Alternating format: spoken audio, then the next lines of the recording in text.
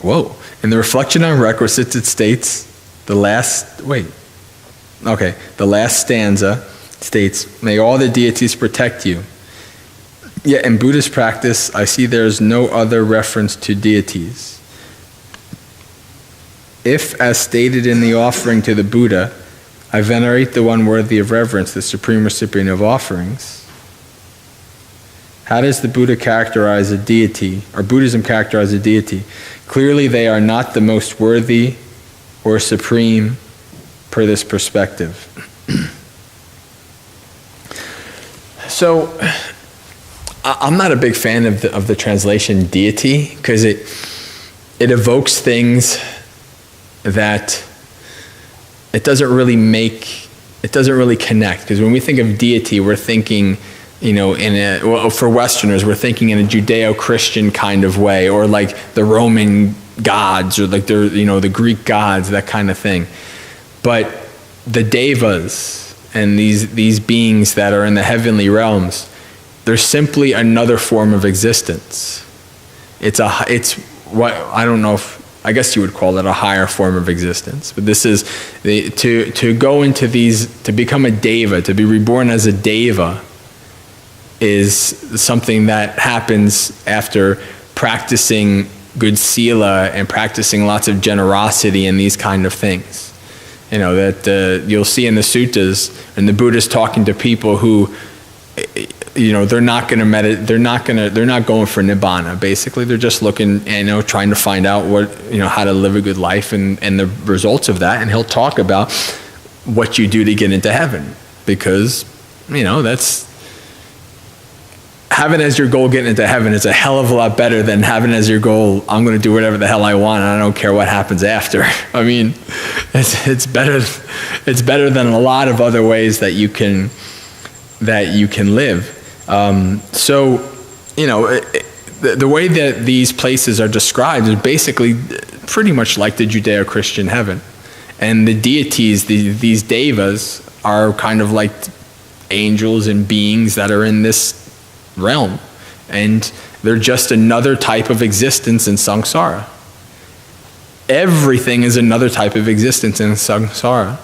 In the Hindu, in the Brahmins at the time, the dominant religion, the dominant culture at the time, believed in the creator god Brahma.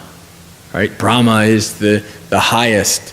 In the caste system, the Brahmins are the highest because they come from the mouth of Brahma and not the feet, right? Because they're the highest, right?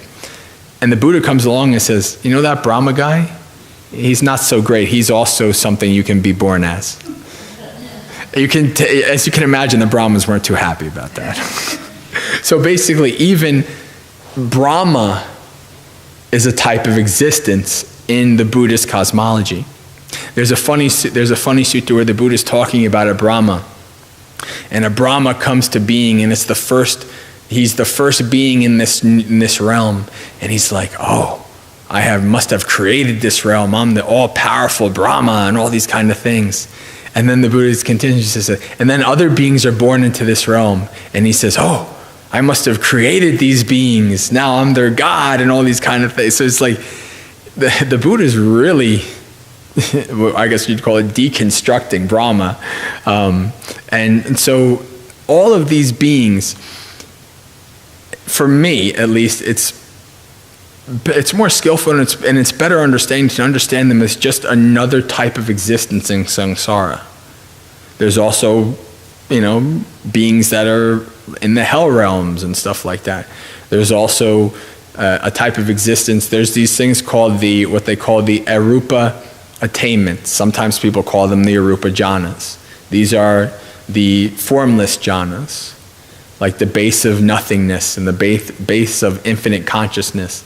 And the Buddha says in these, if you develop these deep states of concentration and then you die, you become, one of the existences you can become is basically a pure mind-made being that lasts for 84,000 eons and all these kind of things. So all of these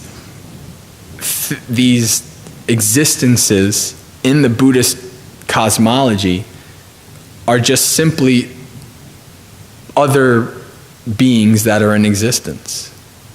And in the tradition, and in the suttas, some of them, like in the suttas, the devas are all up in the human's business sometimes. Well, there's some devas who are like, yeah, these humans, they're so beneath us, who cares about these things? And then there's some devas that live on the earth and all that.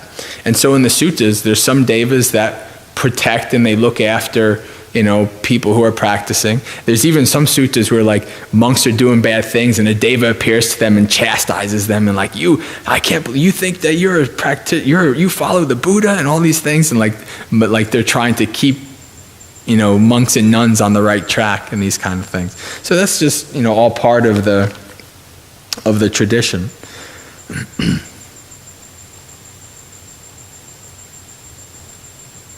In terms of being worthy of reverence, obviously the Buddha, in the tradition, the Buddha is the most worthy, because he was able to find the path and bring it to us so that we can practice.